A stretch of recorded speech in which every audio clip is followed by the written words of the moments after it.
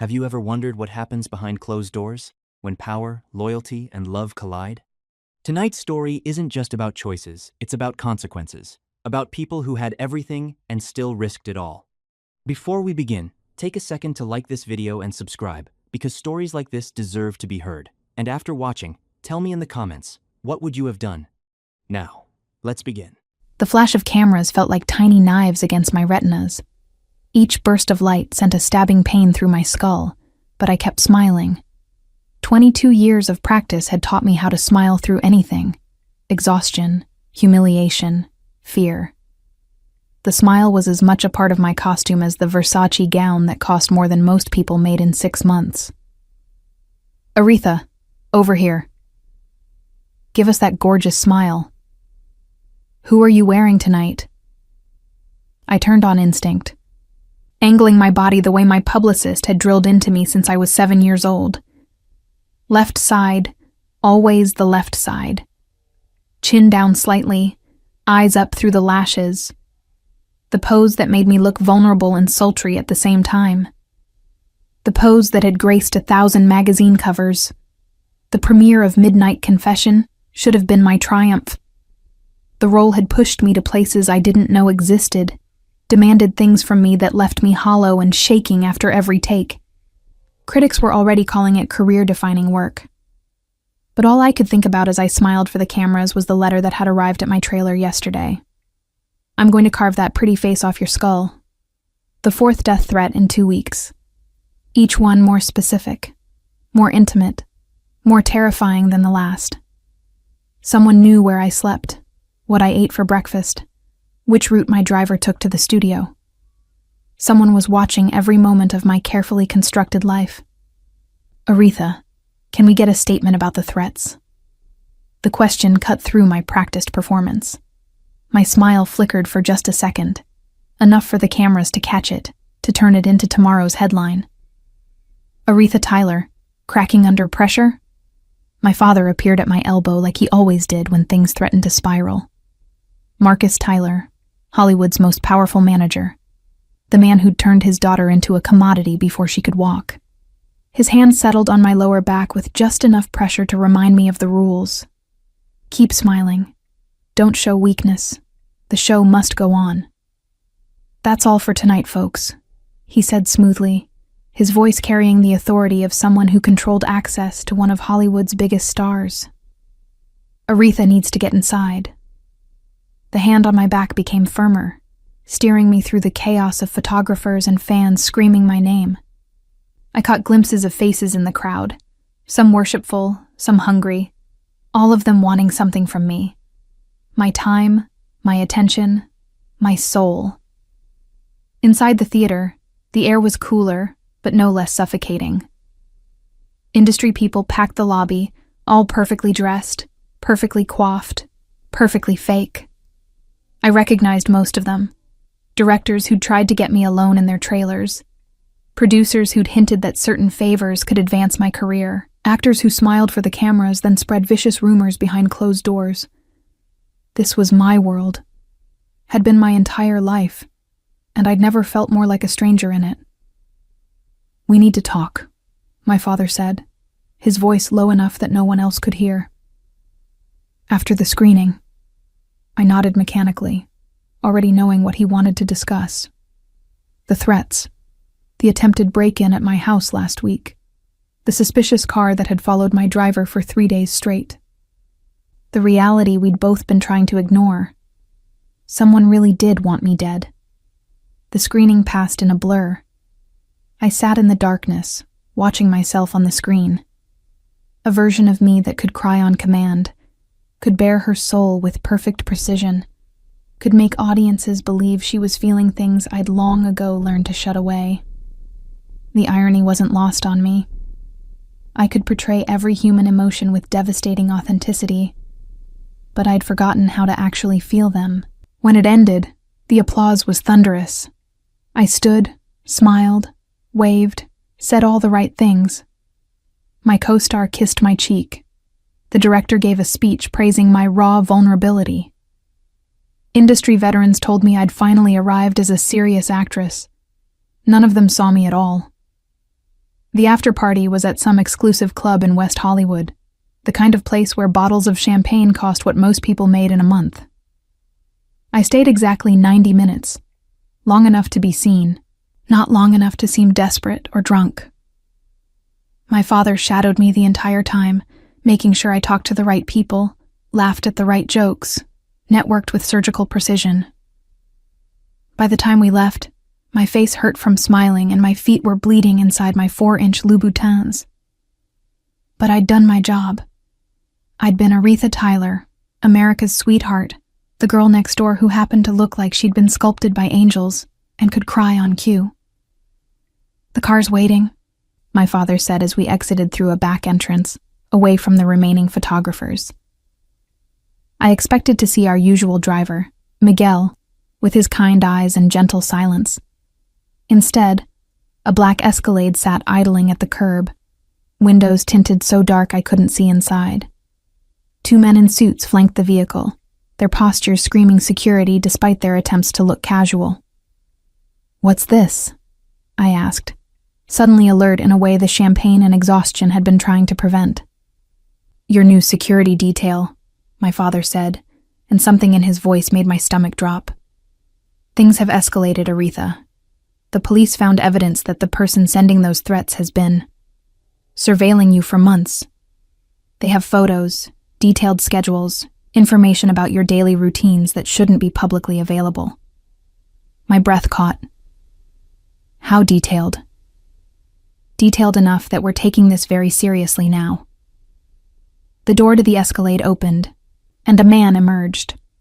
Not one of the security guards, someone else entirely. Someone who made my instincts scream danger, even as my exhausted brain tried to process what I was seeing. He was tall, easily over 6 feet, with broad shoulders that filled out his black suit in a way that suggested the muscles beneath weren't just for show. Dark hair cut short and styled back from a face that could have been carved from granite. All sharp angles and hard edges, with absolutely no warmth in the cold gray eyes that swept over me with clinical assessment. This wasn't a bodyguard. This was something else entirely. "Aretha," my father said. "This is Drake Carter. He'll be heading your security detail personally."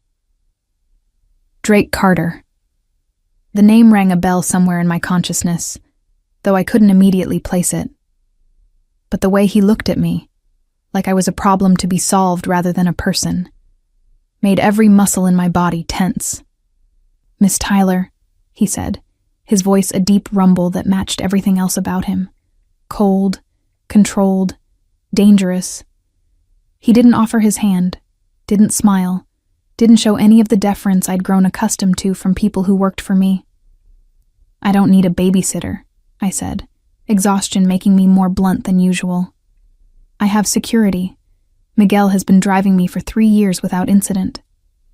"Miguel is a driver," Drake replied, and there was something almost dismissive in his tone. "What you need right now goes far beyond someone who knows how to navigate Los Angeles traffic." The arrogance in his voice made my jaw clench.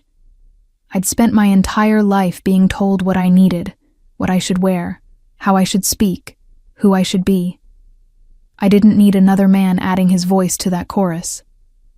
"Look," I said, turning to my father, "I appreciate the concern, but—" "This isn't a negotiation," my father interrupted, his voice carrying that edge of steel that had gotten him to the top of Hollywood's food chain.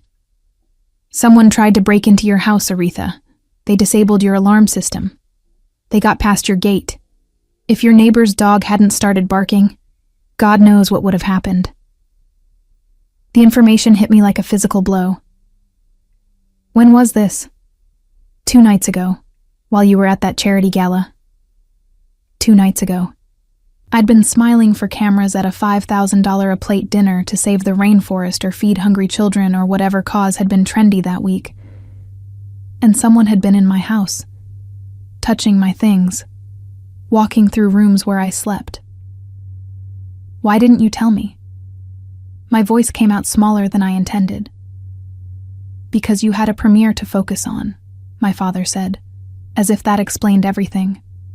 as if my career was more important than my life. Which, in his mind, it probably was. I looked back at Drake Carter, this stranger who was apparently now in charge of keeping me alive. He watched me with those cold gray eyes, and I had the unsettling feeling he could see right through the perfectly crafted exterior to the exhausted, frightened woman beneath. "Get in the car, Miss Tyler," he said, not unkindly but with absolute authority. "We have a lot to discuss, and this parking lot isn't secure." Every instinct told me to refuse, to assert some kind of control over my own life. But I was so tired. Tired of smiling, tired of performing, tired of pretending I was fine when I could feel myself cracking from the inside out. I got in the car. The interior smelled of leather and something else. Gun oil, I realized with a start. Drake slid in beside me, close enough that I could feel the heat radiating from his body, could smell his cologne mixed with something darker, more primal. The door closed with a solid thunk that sounded too much like a prison cell locking. "Where are we going?" I asked as the car pulled away from the curb. "Somewhere safe," Drake replied. "Your house is compromised. Your usual haunts are too public. Until we identify who's behind these threats and neutralize them, you're going to need to make some lifestyle adjustments." Lifestyle adjustments, as if my entire existence wasn't already a series of adjustments made to accommodate everyone else's needs and expectations. "I have commitments," I said, pulling out my phone to check my calendar. "Photo shoots, interviews, a table read next week for—" Drake's hand closed over mine, taking the phone with gentle but immovable force.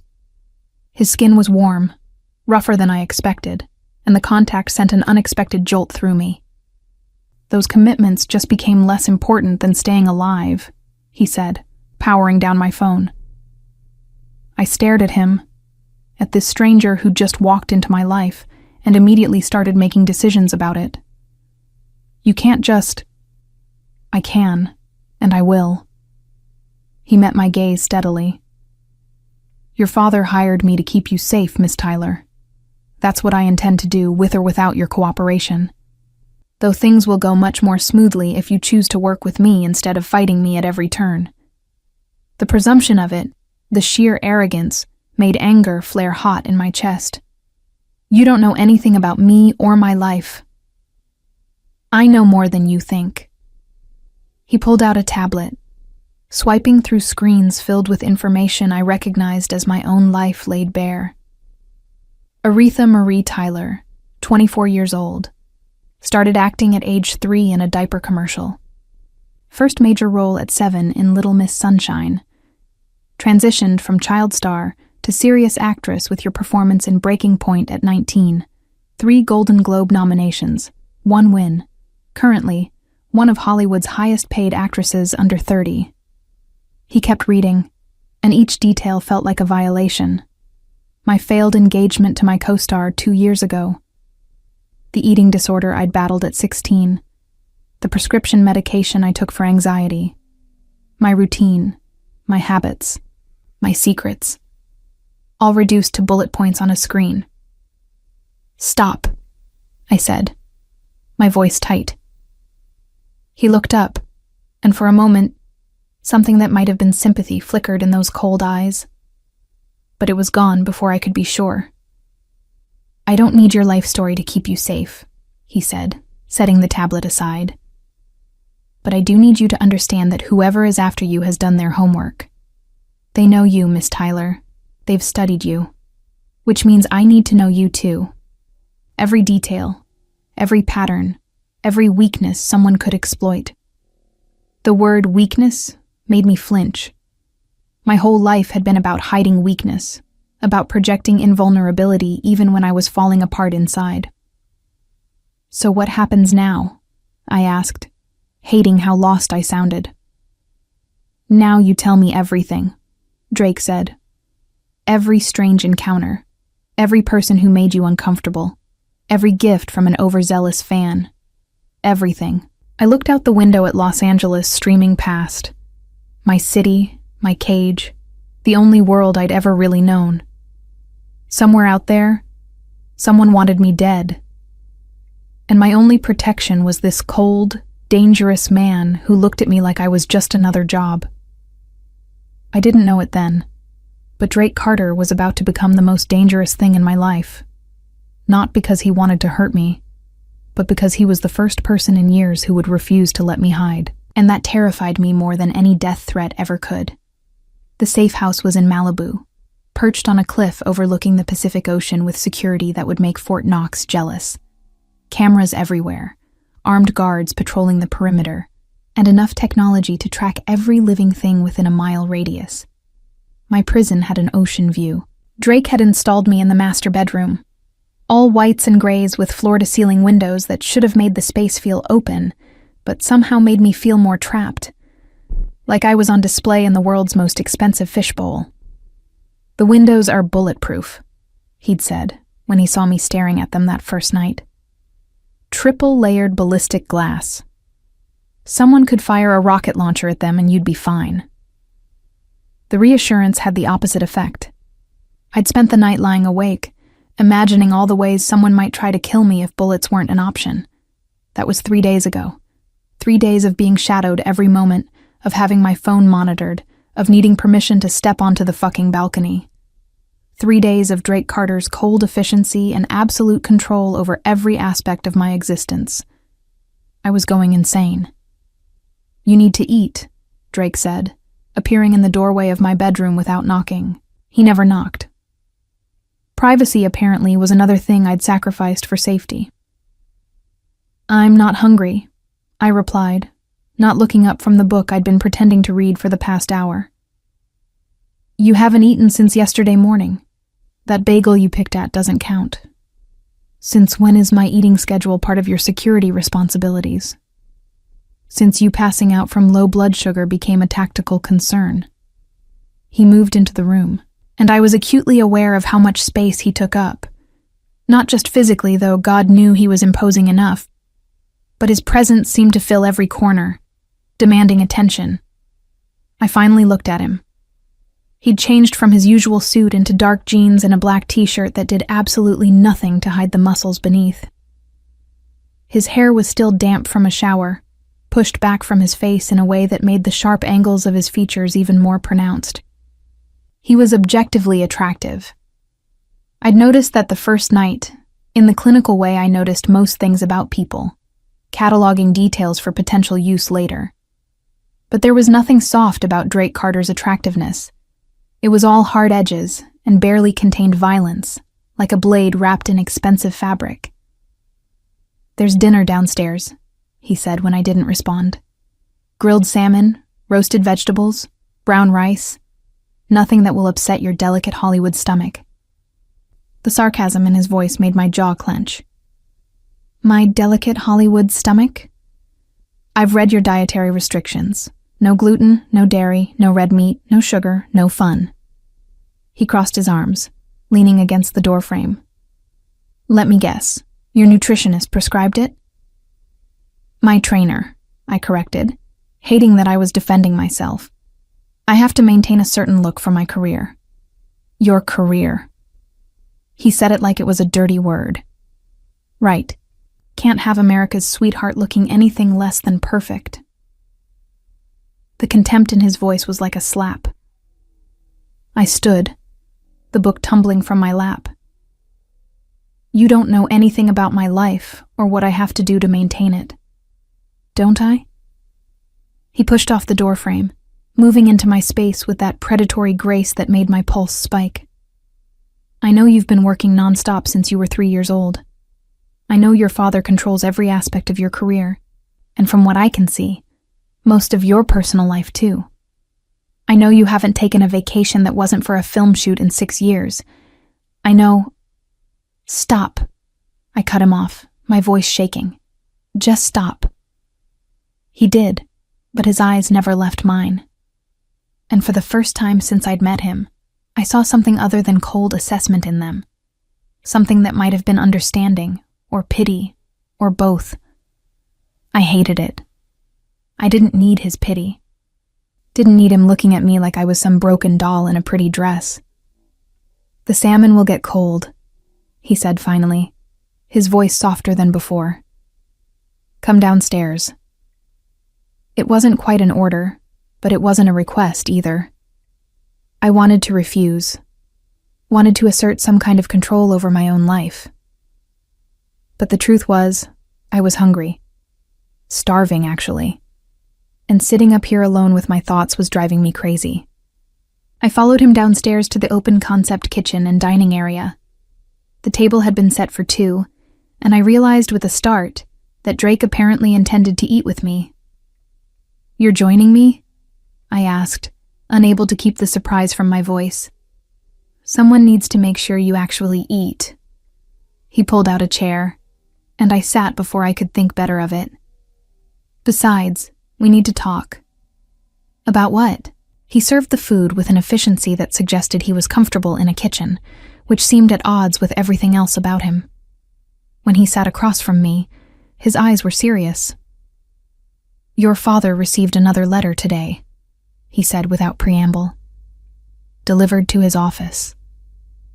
My appetite vanished. "What did it say?" "The usual threats, but with more specific details about your schedule from last week. Places you went, people you saw, conversations you had in supposedly private locations." He paused. "Whoever this is, they're not just watching you, Aretha. They're close. Close enough to have access to information that should be confidential." The use of my first name surprised me. He'd been calling me Miss Tyler since we met, maintaining that professional distance. The shift felt significant somehow. "You think it's someone I know?" I said, the realization settling like ice in my stomach.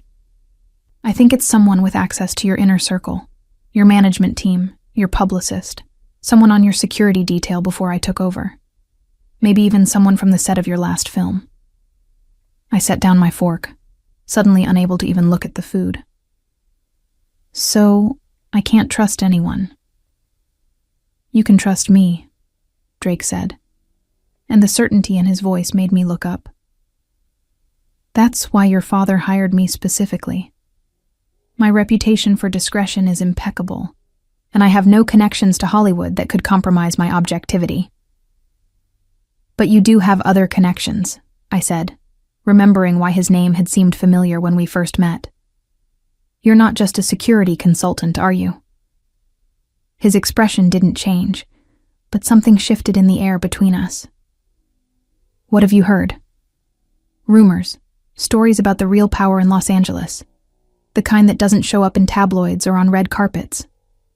I met his gaze steadily. "You're a crime boss, aren't you?"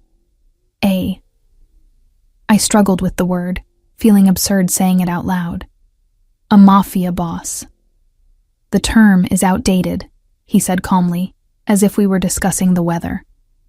"But yes, I run certain operations in this city that exist outside legal parameters. Your father knew that when he hired me. In fact, it's precisely why he hired me, because you're a criminal, because I have resources and connections the police don't, because I can operate outside the constraints of law enforcement, because I can protect you in ways they can't."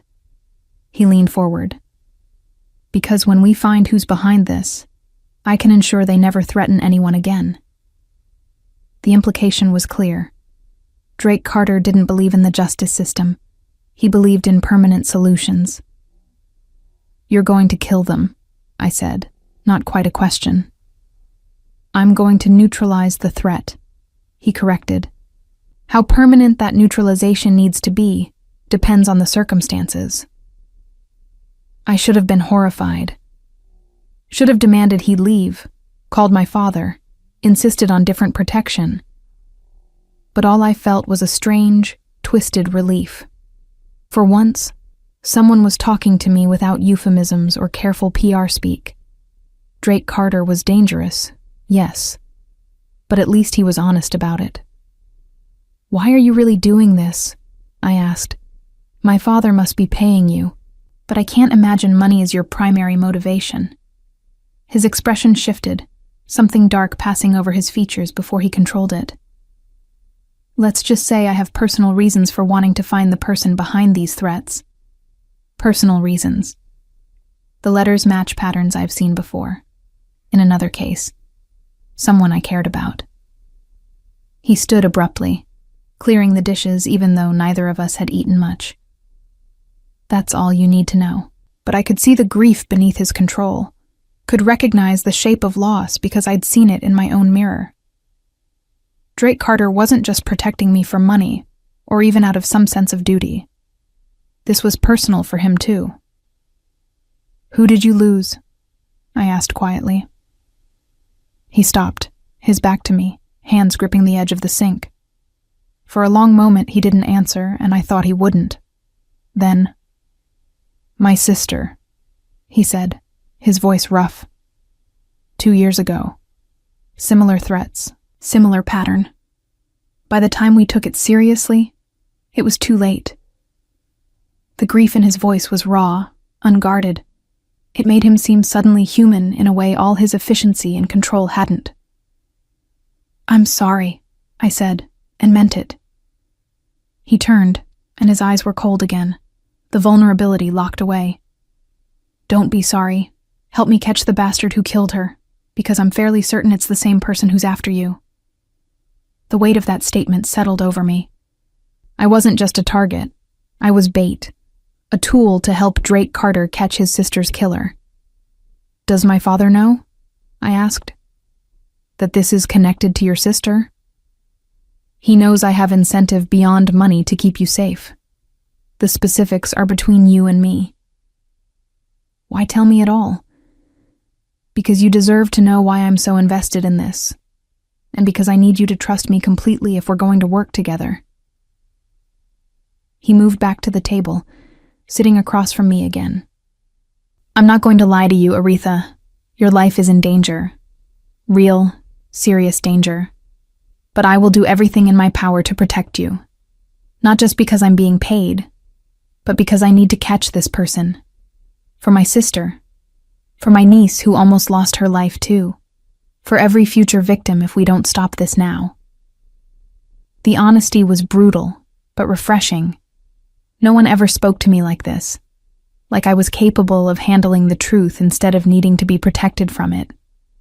"What do you need from me?" I asked. "Everything. Every detail about your life, no matter how small or embarrassing or private. Every person you've worked with, every relationship you've had, every place you frequent. I need to know you inside and out, Aretha. Your patterns, your habits, your weaknesses. Because whoever is after you already knows all of that. They're counting on us not knowing." The idea of being that exposed to him, of letting him see behind the carefully constructed persona, made my chest tight with anxiety, but I nodded. "Okay. We start tomorrow. Full background interviews, pattern analysis, threat assessment." He stood again. "For tonight, try to get some sleep. I'll be in the room next to yours if you need anything." He moved toward the door, and I found myself calling after him. "Drake?" He paused, looking back. "Thank you," I said, "for being honest with me, for treating me like I can handle the truth." Something shifted in his expression, a crack in that cold exterior. "You're stronger than you think you are, Aretha. I can see that, even if no one else bothers to look." He left before I could respond, and I sat alone in that beautiful prison of a house, my heart racing for reasons that had nothing to do with fear. Drake Carter saw me. Not the actress, not the brand, not the carefully constructed image. He saw the person beneath, and he thought I was strong. That was more dangerous than any death threat could ever be. The interrogation, because that's what it really was, despite Drake's attempts to call it a background interview, started at 8 the next morning. I'd barely slept, my mind spinning with everything he'd told me, with the weight of being bait for a killer who'd already murdered once. Drake was already in the living room when I came downstairs, the coffee table covered with files, photographs, and what looked like a timeline stretching back years. He'd set up multiple laptops, their screens displaying data I couldn't quite make out from the doorway. "Coffee?" he asked without looking up, and I realized he'd somehow known I was there despite being completely focused on his work. "Please," I said, moving into the room. I'd dressed carefully that morning, yoga pants and an oversized sweater, my hair pulled back in a messy bun, no makeup. The real me, or as close to real as I ever got. If he wanted to know me, he might as well see this version too. He glanced up as I approached, and something flickered in his eyes as they traveled over me. Not the cold assessment I'd grown used to, but something warmer, more human. It was gone in a second, replaced by his usual control, but I'd seen it. "You look different," he said, standing to pour coffee from a French press I hadn't noticed. "Younger."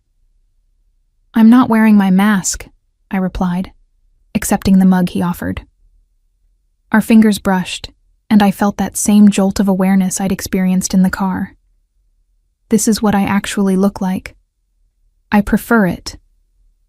He said it simply, as if the observation meant nothing, but I felt heat rise to my cheeks anyway. We settled on opposite ends of the couch, and Drake pulled up the first file on his tablet. "Let's start with your childhood. I know the public story. Child star, doting father who became your manager, steady rise to fame. But I want the real story."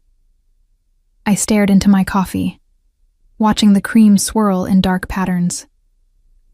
"The real story isn't very interesting. Try me." So I told him about how my mother left when I was 2, unable to handle my father's ambition, and the way he'd turned me into a commodity before I could walk. About auditions every weekend, acting classes every day after school, summers spent on film sets instead of playing with friends. About learning to cry on command by age 5 because that's what the script required. About never having a childhood because I was too busy portraying children for other people's entertainment. Drake listened without interrupting, his gray eyes fixed on my face with an intensity that should have made me uncomfortable but somehow didn't. He wasn't looking at Aretha Tyler, Hollywood's golden girl. He was looking at me, seeing things I'd never let anyone see before. "Your father," he said when I finished. "Tell me about your relationship with him now." I laughed, the sound bitter even to my own ears. "He's my manager. He controls my career, my finances, my schedule. Every decision about my life goes through him." "That's the professional relationship. What about the personal one?" The question made something twist in my chest. There is no personal relationship. There hasn't been since I was a child. Maybe never. Marcus Tyler doesn't have a daughter. He has a very profitable investment. Does he know about the eating disorder? The anxiety medication? I stiffened. He knows what he needs to know to manage my image. That's not an answer. It's the only answer I have.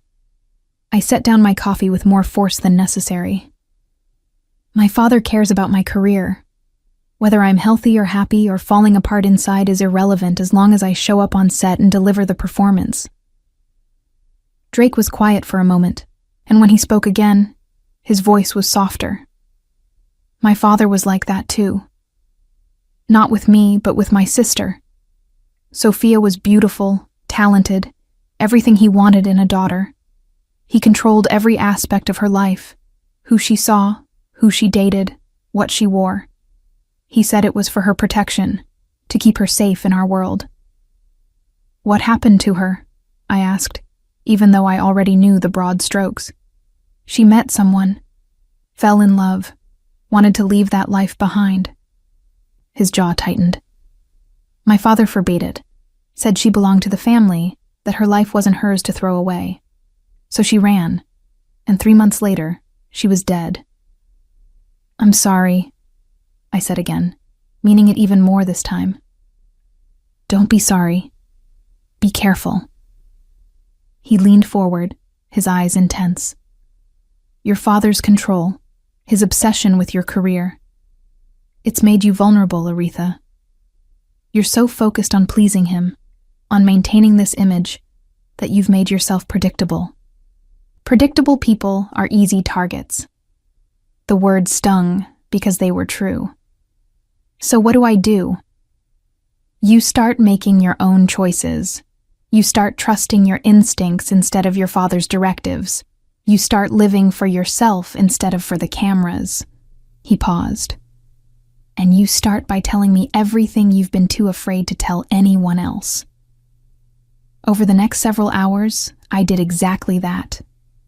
I told him about the director who'd cornered me in his trailer when I was 16, about the producer who'd made his interest very clear and very unwelcome when I was 19. I told him about the co-star I'd been engaged to, how he'd been sleeping with multiple women throughout our relationship, how I'd found out from a tabloid like everyone else. I told him about the loneliness, the isolation, the feeling of being on display every moment of every day. Drake took notes, asked questions, never judged. And somewhere in that long morning of confession, something shifted between us. The cold, professional distance began to thaw, replaced by something warmer and infinitely more dangerous. "There's one more thing," I said, as afternoon sun slanted through the windows. "Something I've never told anyone." He looked up from his tablet, giving me his full attention. "About 6 months ago, I was at a party. Industry thing, very exclusive. I went outside for air, and this man was there. I didn't know him, but he seemed to know me." He said. I swallowed hard. He said I was even more beautiful in person than on screen, that he'd been watching me for years, waiting for the right moment to introduce himself. Drake's entire body went rigid. "Did he touch you?" He tried to kiss me. I pushed him away, told him I wasn't interested. He laughed and said it didn't matter what I wanted, that I belonged to everyone who'd ever watched one of my films. My hands were shaking, and I clasped them together to still them. My driver found me before anything else happened, but the way he looked at me, Drake, like I was something he owned, something he could take whenever he wanted. "Did you see his face? Would you recognize him?" "Maybe. It was dark, and I'd had a few drinks. But I think so." Drake stood abruptly, pulling out his phone. He made a call, speaking in rapid-fire instructions to whoever was on the other end. When he hung up, he turned back to me with an expression I couldn't quite read. "I'm having my people pull security footage from every industry party in the last 6 months. Every guest list, every hired staff member. We're going to find this man." "You think he's the one sending the threats?" "I think anyone who looks at you like your property is on my list of suspects." He moved to the window, staring out at the ocean. "You should have told someone about this months ago." "Who would I have told?" "My father, who would have worried about how it affected my image. The police, who would have wanted to go public with an investigation. My publicist, who would have spun it into some publicity opportunity." I stood, moving to stand beside him. "I've learned to handle these things myself, because no one else cares about protecting me. They only care about protecting the brand." Drake turned to face me, and we were suddenly very close. Close enough that I could see the silver flecks in his gray eyes, could smell the cedar and something darker underneath his cologne. Close enough that I could feel the heat radiating from his body. "I care about protecting you," he said, his voice low and rough. "Not the brand, not the image. You, Aretha. The woman who can't sleep without the TV on because silence makes her anxious. The woman who picks at her food because she's been trained to count every calorie since she was a child. The woman who's forgotten how to exist off camera because she's been performing since before she could walk. No one had ever seen me so clearly. No one had ever cared to look beneath the surface to find the broken pieces I'd been hiding for so long." "Why do you care?" I whispered. "I'm just a job to you." "You stopped being just a job the moment you told me about that bagel," he said, and there was the hint of a smile in his voice. "You're a person, Aretha. A complicated, frustrating, surprisingly strong person who deserves better than what life has given you.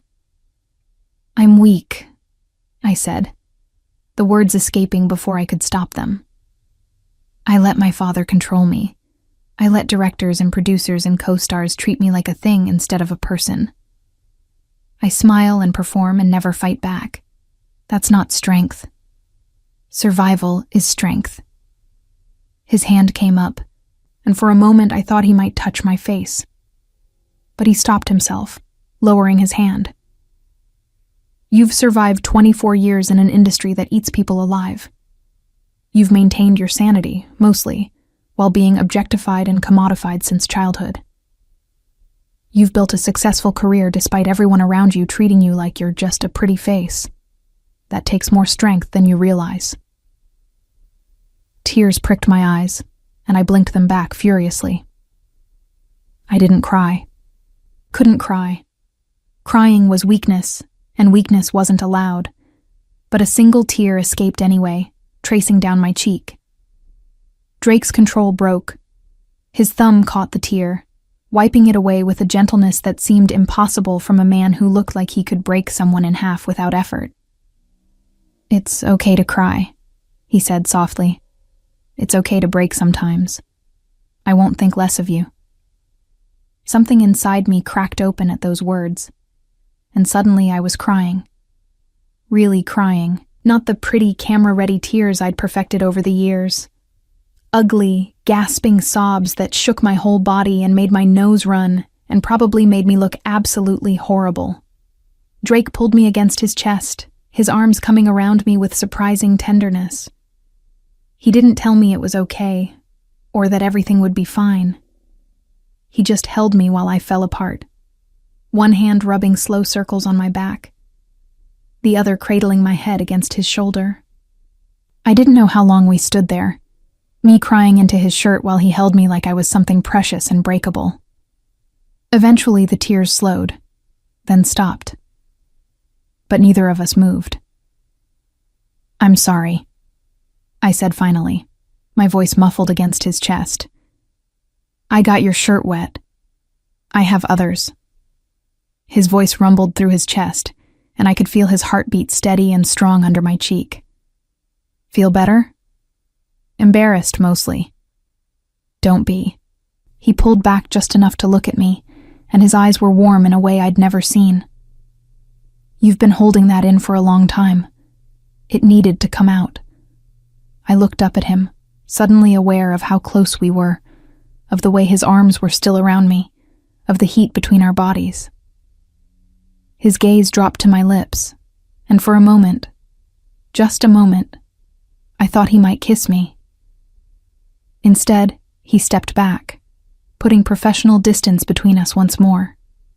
But I could see the effort it took, could see the tension in his jaw and the way his hands clenched at his sides. We should take a break, he said, his voice rougher than usual. You've given me a lot to process. I nodded, not trusting my voice. He moved toward the kitchen, and I heard him making more coffee, the domestic sounds somehow jarring after the intimacy of the last few minutes. I touched my face where his thumb had wiped away my tear, still feeling the ghost of his touch. Drake Carter was supposed to be my protector, but I was beginning to realize he might be the most dangerous thing in my carefully controlled world. Not because he wanted to hurt me, but because he made me want things I'd forgotten I could have. Like honesty, like freedom, like someone who saw me as more than just a pretty face to photograph, like being touched with gentleness instead of possession. And that terrified me more than any stalker ever could. The days that followed fell into a strange rhythm. Drake worked his contacts, following leads that took him into parts of Los Angeles I'd never seen, the real city beneath the Hollywood gloss. He'd leave before dawn, returning at odd hours with updates that were equal parts progress and frustration. The man from the party remained unidentified. Security footage had been conveniently corrupted or missing from 3 different venues. Guest lists had people registered under fake names or as someone's +1. Whoever this person was, they knew how to move through my world without leaving traces. When Drake was gone, I was left with his team. Marcus, his second in command, was a former Marine with kind eyes and an easy smile that felt jarring given the circumstances. Elena, the tech specialist, was a tiny woman with purple hair who could hack into anything and often did without asking permission first. And Tony, the driver who replaced Miguel, barely spoke but watched everything with the alertness of someone who'd seen too much violence. They were professionals, efficient, and surprisingly easy to be around once I stopped thinking of them as my captors and started seeing them as people just doing their job. "Boss is worried about you," Marcus said one afternoon while we sat on the deck overlooking the ocean. Drake had been gone for 3 days this time, tracking a lead in San Francisco, and I'd been restless, unable to focus on anything. "He doesn't seem like someone who worries," I replied, watching the waves crash against the rocks below. Marcus laughed. "That's because you haven't seen him when you're out of his sight. Man checks in every 4 hours like clockwork. Wants updates on what you ate, whether you slept, if you seemed upset. He's got it bad." "Got what bad?" "Nothing," Marcus said quickly, but he was smiling. Forget I said anything, but I couldn't forget. The idea that Drake Carter, cold and controlled and dangerous, might actually worry about me beyond his professional obligations sent warmth spreading through my chest. That night, I couldn't sleep. I wandered through the house, restless and anxious in a way that had nothing to do with the threats on my life. I ended up in Drake's room. Not intentionally, my feet just carried me there. His space was as controlled as everything else about him. Bed made with military precision, minimal personal items, everything in its place. But on his nightstand, I found something unexpected. A photograph. A woman laughed up at the camera, beautiful and carefree, holding a small girl with dark curls and Drake's gray eyes. His sister and niece, I realized. The family he'd lost. "That was the last good day we had," Drake's voice came from the doorway, and I spun around, clutching the photo frame to my chest. "I'm sorry," I said quickly. "I shouldn't have." "It's fine." He moved into the room, and I realized he looked exhausted. His shirt was wrinkled, sleeves rolled up to his elbows, and there was a shadow of stubble on his jaw that made him look more human and somehow more dangerous. "I just got back. Marcus said you weren't sleeping." "How did the lead in San Francisco pan out?" "Dead end. Literally. The man we were tracking was found dead in his apartment 3 days ago. Overdose. Staged to look like an accident." He took the photo from me, staring at it with an expression that made my heart ache. "Whoever we're dealing with, they're cleaning up loose ends." "You think they knew you were getting close?" "I think they've been watching us just as carefully as we've been trying to find them." He set the photo down with careful precision. "Which means we need to change tactics." "What kind of tactics?" Drake's eyes met mine, and something in them made my pulse quicken. "We need to draw them out. Make them think they have an opportunity to get to you. You want to use me as bait." It wasn't a question. I want to give them a chance to make a mistake, under controlled circumstances, with my entire team in position. You'd never be in real danger. But they'd think I was vulnerable.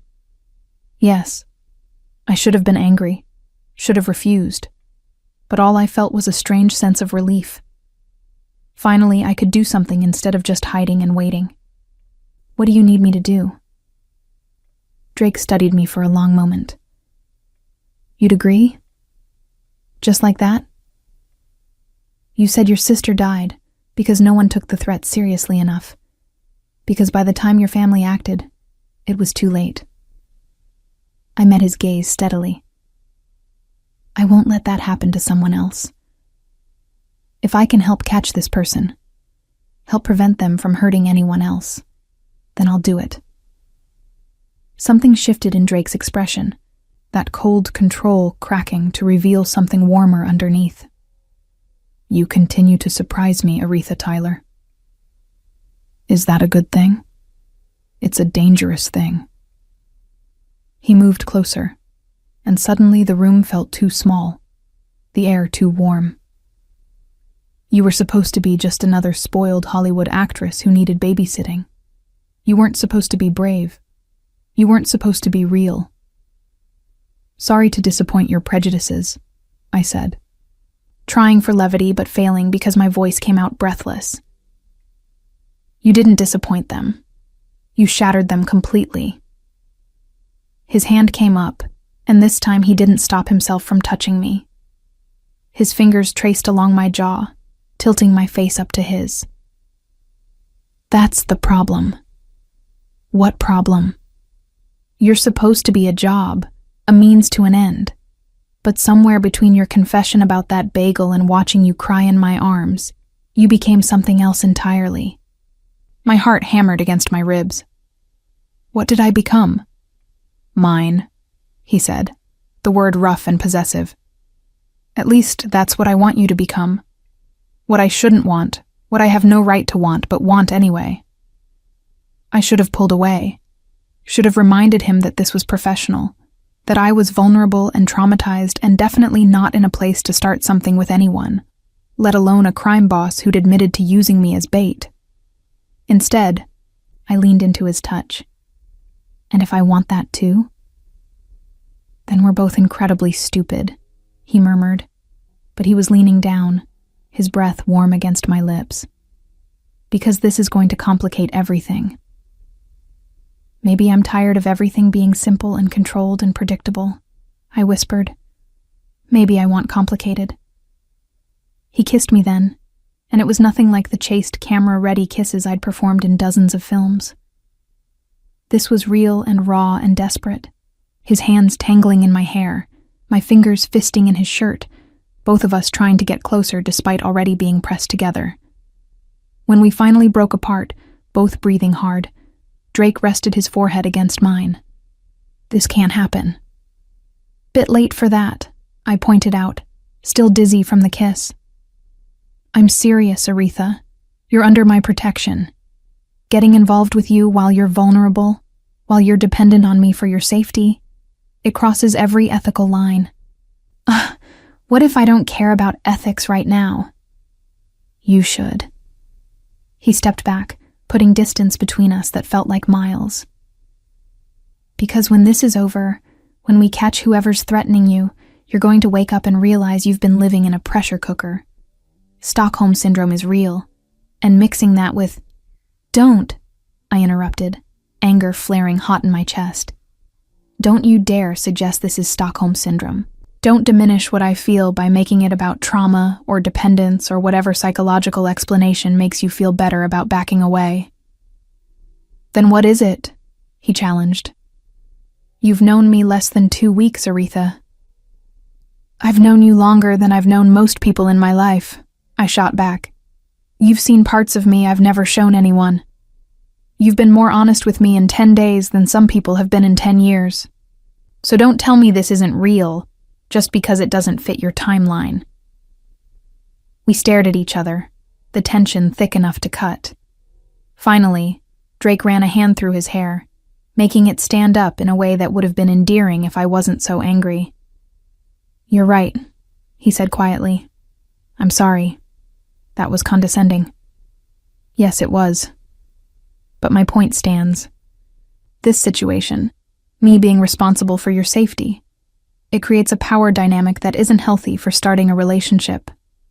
So we wait, I said, even though everything in me protested. We wait until this is over, until I'm safe, until there's no question about power dynamics or vulnerability or ethics. And then we see if what we feel right now survives contact with reality, he finished. If you still want this when you're not living in a safe house, depending on me for everything. It was reasonable, rational, everything I should have suggested myself. I hated it, but I nodded. Okay, we wait. Drake's expression softened. For what it's worth, I hope like hell you still want this when we're on the other side. because that kiss just ruined me for anyone else. Despite everything, I smiled. Good. That was the plan. He laughed, the sound surprising from someone normally so controlled. Get some sleep, Aretha. Tomorrow we start planning how to draw out a killer. Just another normal day in my life now, I said, trying for humor. He paused at the door, looking back. One more thing. Yeah? That man at the party, the one who said you belong to everyone, he was wrong. Drake's eyes were fierce. You don't belong to anyone except yourself. And anyone who tries to claim otherwise will have to go through me first. The promise in his voice sent shivers down my spine. Not fear, but something else entirely. Something that felt dangerously close to hope. After he left, I lay in his bed, because I was definitely sleeping there now, surrounded by his scent and the lingering warmth of his presence. My fingers touched my lips, still feeling the pressure of his kiss. Drake Carter was right. We were both incredibly stupid. But for the first time in years, I felt alive. Really, truly alive. Not performing, not pretending, just existing as myself with someone who saw me completely and still wanted me anyway. And if that meant facing down a killer to earn the right to explore whatever this was between us, then that's what I'd do. I'd spent my whole life being brave on camera. It was time to be brave in real life too. The plan was simple, which made me inherently suspicious. Nothing in my life had ever been simple. I was to attend a charity gala, my first public appearance since going into hiding. The event would be heavily publicized, my attendance confirmed through leaked information to key media outlets. Every detail of my schedule would be made available through channels Drake's team knew were compromised. My security detail would appear reduced, with only Marcus visible while the rest of Drake's team operated in shadows. The killer would think they had their opportunity, and we'd be waiting. You don't have to do this, Drake said for the third time that morning as I stood in front of the mirror, trying on the dress his team had selected. It was stunning, a deep emerald silk that clung to my curves before flowing into a dramatic train. The kind of dress that would photograph beautifully and make me look like a target. We've been over this, I replied, watching him in the reflection. He was behind me, close enough that I could feel his presence like a physical weight. This is the best option we have. The best option is keeping you hidden until we identify the threat through other means, which could take months, years. I turned to face him. How many more people might die while we wait? How many other women might this person target? His jaw clenched, that muscle ticking in a way I'd learned meant he was controlling his temper. You're not responsible for hypothetical future victims. Neither are you responsible for your sister's death, I said quietly. But we both know you blame yourself anyway. Let me help you fix this, Drake. Let me help you save someone the way you couldn't save her. The words were harsh, but they needed to be said. We'd been dancing around his guilt for days, both of us pretending his motivation was purely professional, when we both knew it went far deeper than that. Drake moved closer, his hand settling on my waist with a possessiveness that made my breath catch. You're using my dead sister to manipulate me into agreeing with you. Is it working? Unfortunately, yes. His forehead dropped to rest against mine, and I could feel the tension vibrating through his body. You terrify me, Aretha Tyler. You make me want things I can't afford to want. You make me question decisions I know are right. You make me human, I suggested, my hands coming up to rest on his chest. I could feel his heart racing under my palms, matching the frantic pace of my own. Weak, he corrected. In my world, caring about someone makes you vulnerable.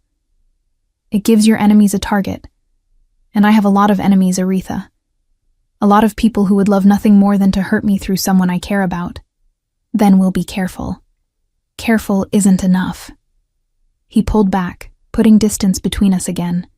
It was becoming a pattern, These moments of connection followed by retreat, like he couldn't decide whether to pull me closer or push me away. After tonight, after we catch this person, you need to walk away from me. Go back to your life, your career, your world. Forget you ever met me. The words hit like a physical blow. Is that what you want? What I want is irrelevant. What's safe for you is all that matters. Don't I get a say in what's safe for me? Anger flared hot in my chest. I'm so tired of men making decisions about my life without consulting me. My father does it. My publicist does it. Every director I've ever worked with does it. I thought you were different. I am different, he said, his voice hard. I'm the kind of different that gets people killed. My sister fell in love with someone outside our world, and it got her murdered. My niece will spend the rest of her life in therapy because she watched her mother die. Every person who gets close to me ends up in danger or dead. That's not being protective, Aretha. That's being realistic. I stared at him, seeing past the cold exterior to the guilt and fear beneath. Drake Carter wasn't pushing me away because he didn't care. He was pushing me away because he cared too much. What if I'm willing to take that risk? I asked quietly. Then you're not as smart as I thought you were. He moved to the door, his hand on the handle. The gala starts at 8. Marcus will brief you on the security protocols. Wear your hair up. It'll make it easier to hide the wire. He left before I could respond, and I stood alone in that beautiful dress, feeling simultaneously powerful and helpless. Elena appeared in the doorway moments later, her purple hair pulled back into a sleek bun that made her look older, more serious. He's an idiot, she announced, moving into the room with a case of equipment. In case you were wondering. I wasn't, I lied. Sure you weren't. She began unpacking what looked like jewelry, but was actually sophisticated surveillance equipment. Drake's been alone for a long time, Aretha. Ever since Sophia died, he's been convinced that caring about anyone makes them a target. He's pushed away everyone who's tried to get close. Why are you telling me this? Because you're the first person I've seen him care about despite his best efforts not to. Elena held up a delicate necklace, its emerald pendant actually a camera and microphone.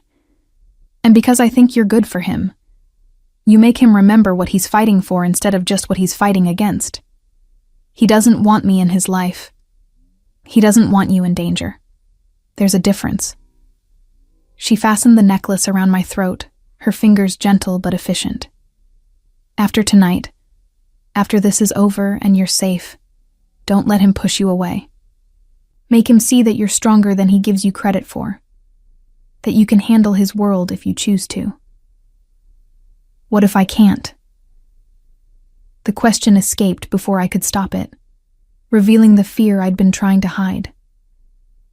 What if he's right, and I'm just playing at being strong because the situation demands it?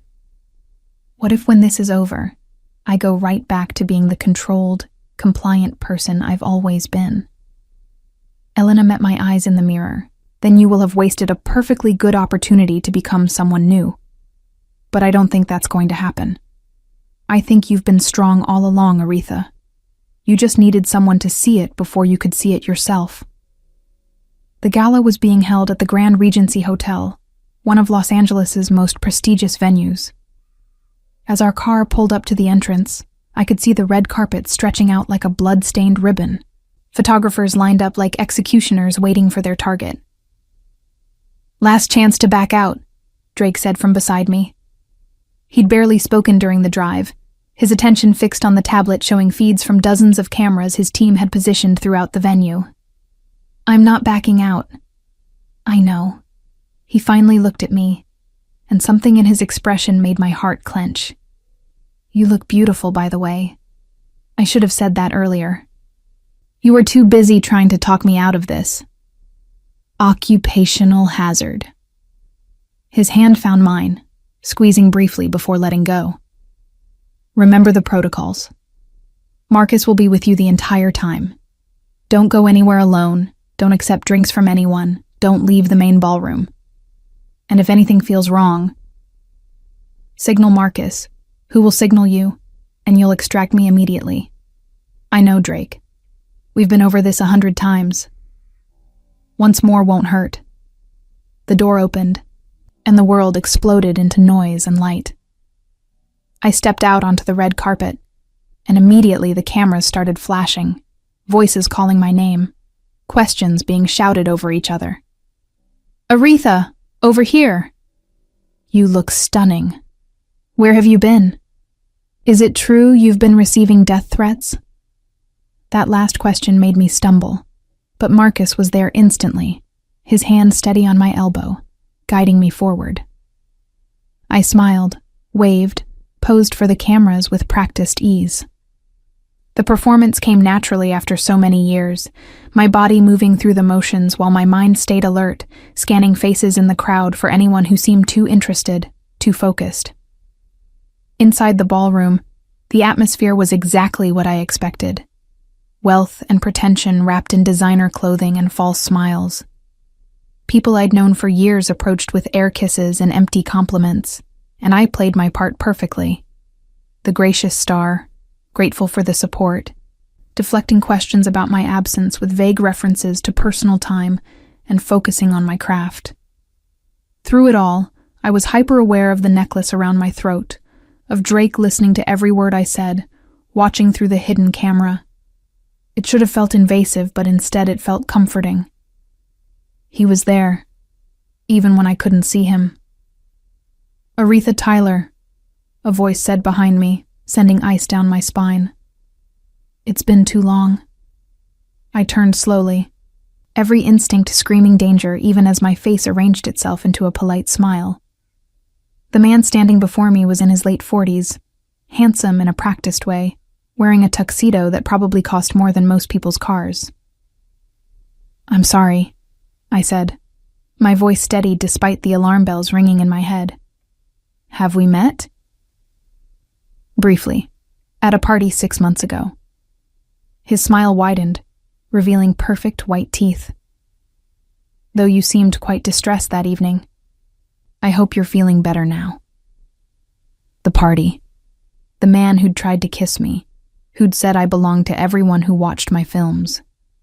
This was him. Marcus, I said quietly, not taking my eyes off the man. My security was beside me in seconds, his hand settling on my arm in what looked like a casual gesture, but was actually positioning himself between me and the threat. Is there a problem? Marcus asked, his voice friendly but his eyes hard. No problem at all, the man said, but he was watching me with an intensity that made my skin crawl. I was just reintroducing myself to Miss Tyler. We're old friends. I don't think we are, I said, finding my voice. I don't even know your name.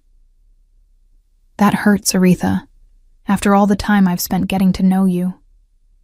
He leaned closer, and I could smell his cologne, expensive and cloying.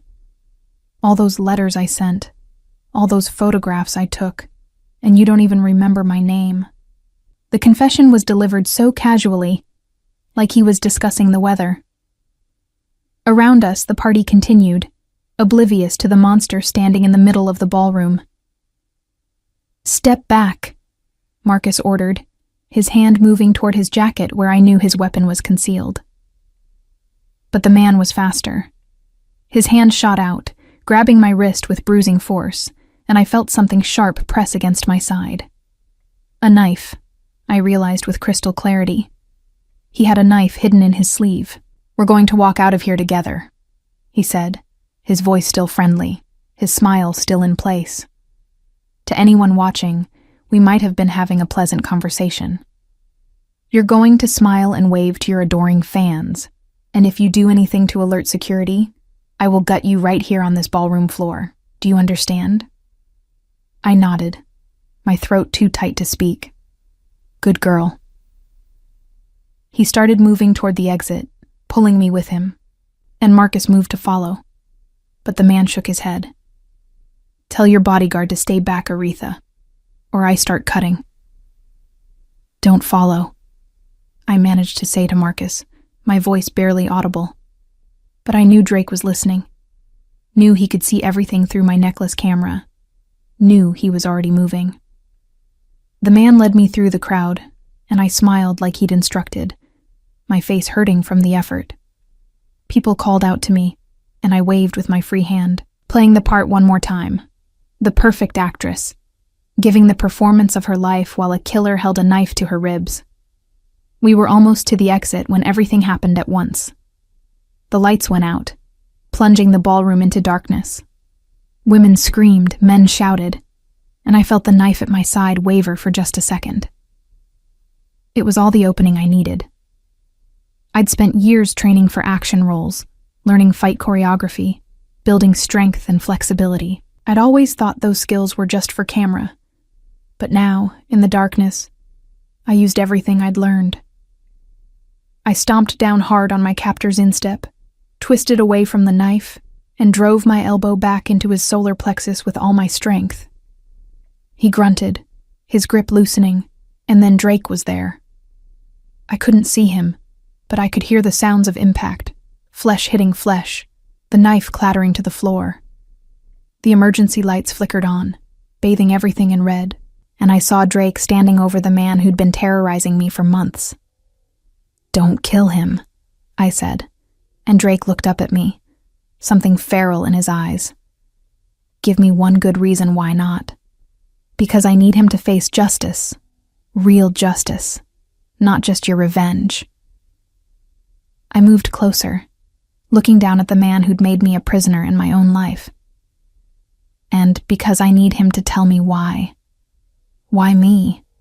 Why did you choose me?" The man laughed, blood bubbling from his split lip. "Because you're perfect, the perfect victim, the perfect prey.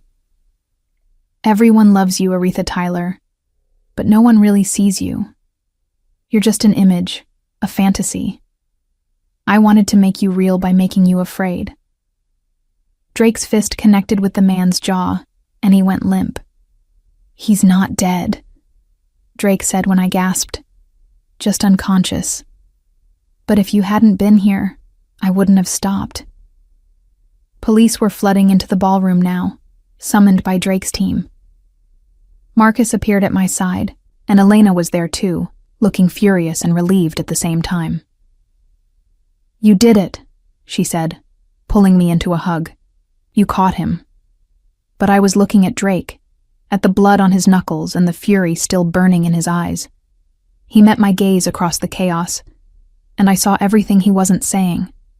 The fear he'd felt, the rage at almost losing me, the acknowledgement that I'd held my own, that I'd been exactly as strong as he'd told me I was.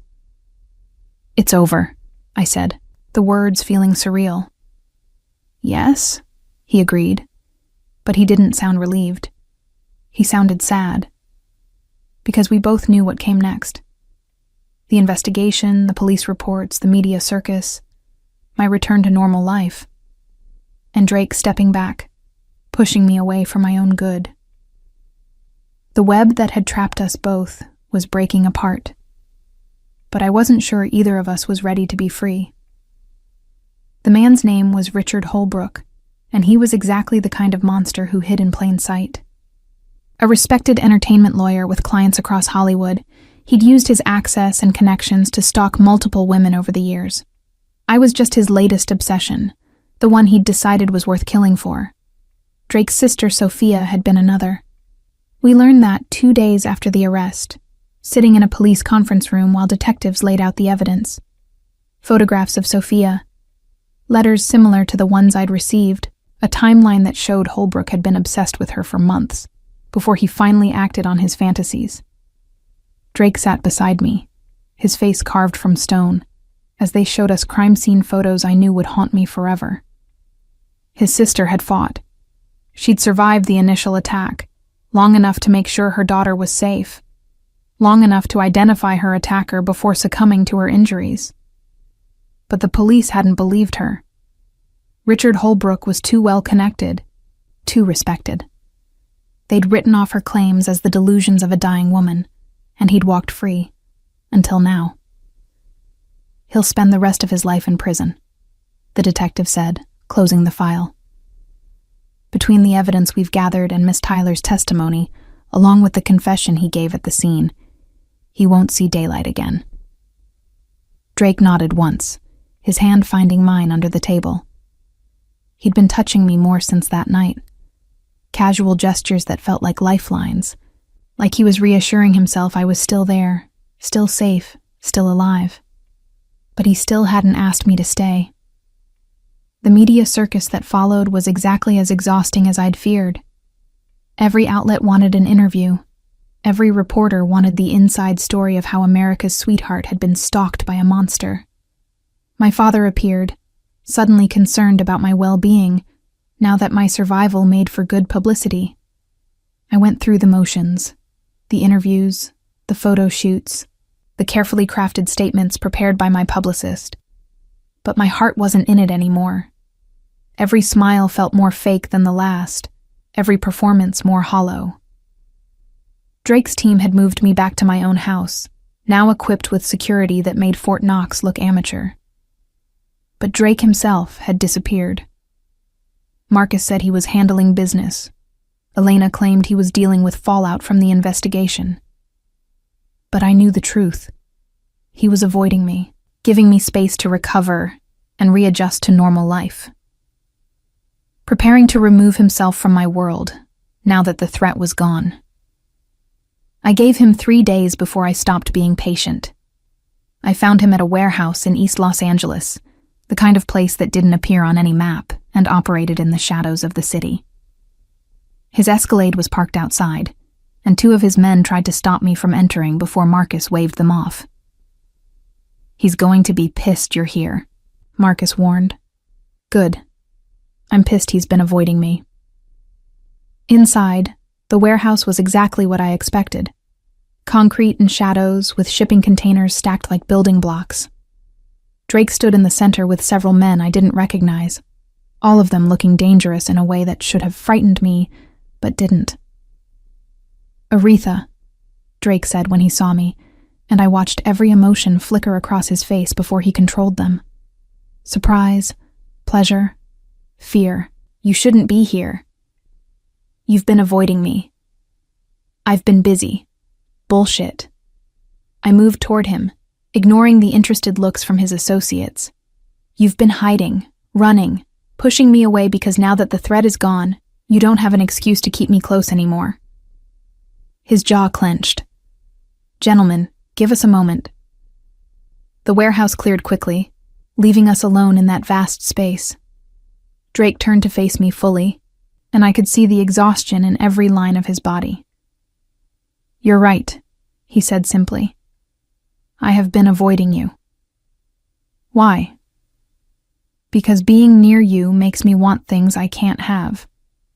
Because every time I see you, I have to remind myself that you're not mine, that you never were mine, that this was always temporary." He moved closer, and I could see the barely controlled emotion in his eyes. "Because watching you walk back into that world, smile for those cameras, become that perfect image again. It kills me, Aretha. It kills me knowing you're going to disappear back into the life I pulled you out of, and I won't be able to stop it. What if I don't want to go back?" The words escaped before I could second-guess them. What if I want something different? Something real? "You don't know what you're saying. You're traumatized, grateful for being saved, caught up in the intensity of the last few weeks. That's not a foundation for—" "Don't," I interrupted, anger flaring hot. "Don't you dare tell me I don't know my own mind. I've been making decisions based on what other people want since I was 3 years old. My father, my publicist, directors, producers, everyone telling me what to think, how to feel, who to be. You were the first person who told me I was strong enough to decide for myself. So don't take that away now by suggesting I don't actually know what I want. And what do you want?" "You," I said simply. "This. A life that's mine instead of one performed for cameras. The freedom to choose who I give myself to instead of having my body and time controlled by contracts and commitments." I want to wake up without makeup and drink coffee without counting calories. I want to cry when I'm sad and laugh when I'm happy without worrying about how it photographs. I want to be with someone who sees me, really sees me, not just the image I've been forced to project. Drake stared at me, and I watched the internal battle play across his face. You think you want that now, but... I quit, I interrupted. What? I quit acting. I called my father this morning and told him I was done. Finished my current contracts, fulfilled my obligations, but after that, I'm out. The words felt both terrifying and liberating. He threatened to sue me, cut me off financially, destroy my reputation. I told him to do his worst. Drake's expression was unreadable. Aretha, you can't throw away your entire career because... I'm not throwing it away. I'm choosing something else. Or rather, I'm choosing the possibility of something else. I moved closer, close enough to feel his heat, to smell cedar and danger. You said you needed to know if what we feel survives contact with reality. Well, this is me, stripped of the costumes and the roles and the image. This is reality. A woman who's terrified and uncertain, and has no idea what she's going to do with her life, but who knows she doesn't want to do it without you. I'm a criminal, Aretha, a mob boss. I hurt people. I operate outside the law. That's not going to change. I know, and I'm not asking you to change. I'm asking you to let me choose you anyway, knowing exactly who and what you are. I reached up, my hand cupping his face. You saw me when no one else did. You gave me the strength to break free from a cage I didn't even realize I was in. Don't I get to return the favor?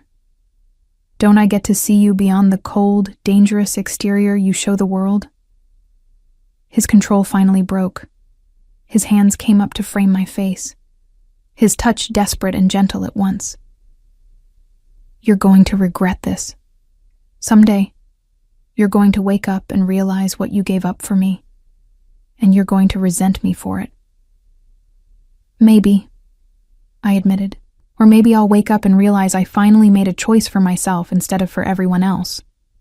Maybe I'll be grateful for the rest of my life that I was brave enough to choose what I actually wanted instead of what I was supposed to want. And you want me? Even knowing my world is violent and dangerous and nothing like what you're used to? Especially knowing that. Because your world is honest in a way mine never was. The violence is real. The danger is real. The emotions are real. I'll take real and terrifying over fake and safe any day. Drake kissed me then, and it was nothing like the first kiss we'd shared. That one had been hesitant, questioning. This was absolute. A claiming and a surrender rolled into one desperate collision. When we finally broke apart, both breathing hard, he rested his forehead against mine. My family is going to hate this. They'll think you're a liability, that you're too much of a target because of who you were. Were you in love with your sister? I asked suddenly. The question seemed to catch him off guard. Of course, she was family. And loving her got her killed. But you'd do it again, wouldn't you? You'd choose to love her even knowing the cost because she was worth it. Yes. Then extend me the same courtesy. Let me choose this. Knowing the risks, knowing the costs, let me decide I'm willing to pay them, because you're worth it. Something shifted in his expression, the last of his resistance crumbling. Okay. Okay. Okay.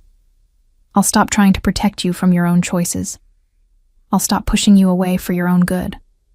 I'll let you into my world, my life, my everything. His thumb traced my lower lip. But understand this, Aretha Tyler. If you're mine completely. I don't do halfway, and I don't share. My world doesn't have room for the kind of public life you're used to.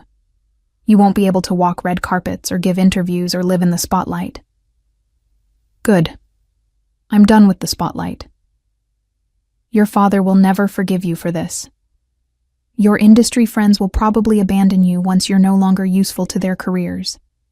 You'll be giving up fame, money, status, everything you've built. I'll be trading hollow success for genuine connection. Seems like a good deal to me. Drake studied me for a long moment, and I could see him trying to find the catch, trying to convince himself this was real. Finally, he smiled. Not his controlled, professional smile, but something genuine and warm and absolutely devastating. Then welcome to my world, Aretha. It's dangerous and complicated, and nothing like what you're used to. But it's real, and it's yours if you want it. I want it, I said. I want all of it. The danger, the complications, the reality. And I want you. You have me, he promised, for better or worse. For as long as you'll have me. I kissed him again, and this time it was a promise. Not the temporary connection of protector and protected, but something deeper. Something that would last.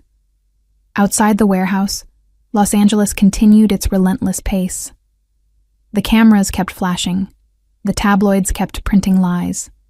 The industry kept churning through fresh faces to replace the ones who dared to break free. But I was done performing for them.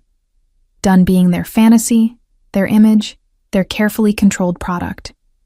I was Aretha Tyler, and for the first time in my life, that meant exactly what I decided it meant. Nothing more, nothing less. And what I decided was that I belonged here. In Drake Carter's arms, in his dangerous world, in his real, messy, complicated life. I'd spent 24 years as America's sweetheart. It was time to find out who I actually was beneath all that carefully constructed perfection. Something told me Drake was going to enjoy watching me figure it out,